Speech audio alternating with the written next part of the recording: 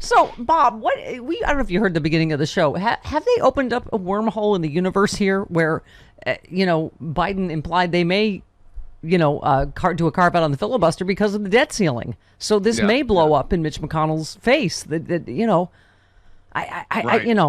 Again, it is. I think somebody was saying that on Twitter. You've been talking about it too. It is amazing that it's just these two people, as Biden keeps saying. It's not Democrats in disarray. It's two people. Right. Manchin and Sinema, that we are, but they may force us. Republicans may force this into. They already are the ones that gave the progressives in Congress a win, right? If any of them had voted for the infrastructure bill, we wouldn't be where we are, right? Well, I mean, at least if Kyrsten Sinema at any point in time expressed what she actually wanted, she hasn't said anything. Yeah. She's just dragging her feet and, kind of clanging two pots and pans together saying, look at me, look at me, look at me. Yeah. But there's nothing when you say, okay, now we're paying attention. What do you want?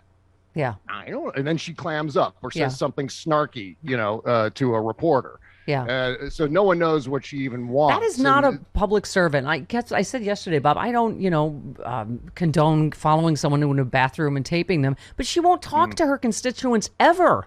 She hasn't had a town hall in 3 years. You can't get a meeting with her. When people, they asked her in the hallway, like normally, she won't answer anybody's questions. It's just, I'm in Senate. I'm in front of the elevator. It's like, how do you be a public servant and not actually have a conversation with anyone in the public that you serve ever? Yeah, it's a gigantic mystery. It's like Kyrsten Sinema is some sort of Andy Kaufman character, trying to make some sort of obscure, esoteric, surrealist point, and I don't know what it is. All I know is that it looks like she escaped from Ronald McDonald Land at some point. This is like, again, it's everything that she does. Look at me, look at me, look at me.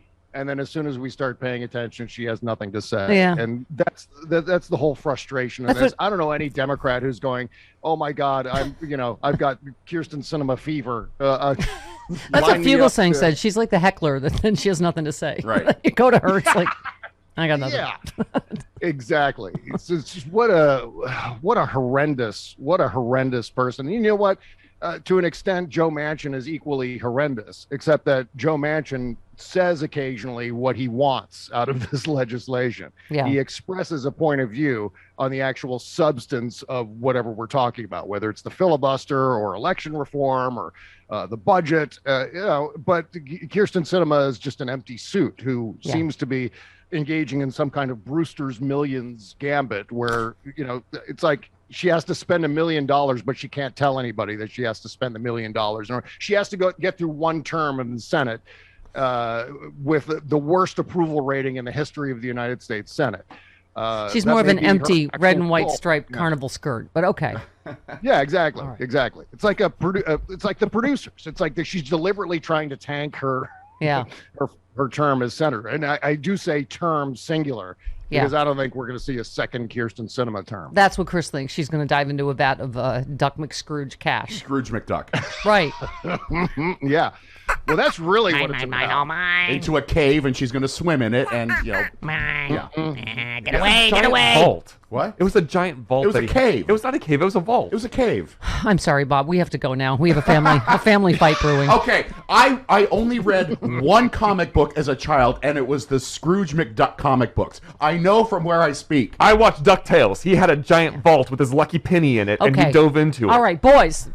The point is, duck her. Duck her. All right, love you, Bob. See you next week. Thanks, Love Bob. you too. Okay, right. have a good ride, too. All right, thank you, baby.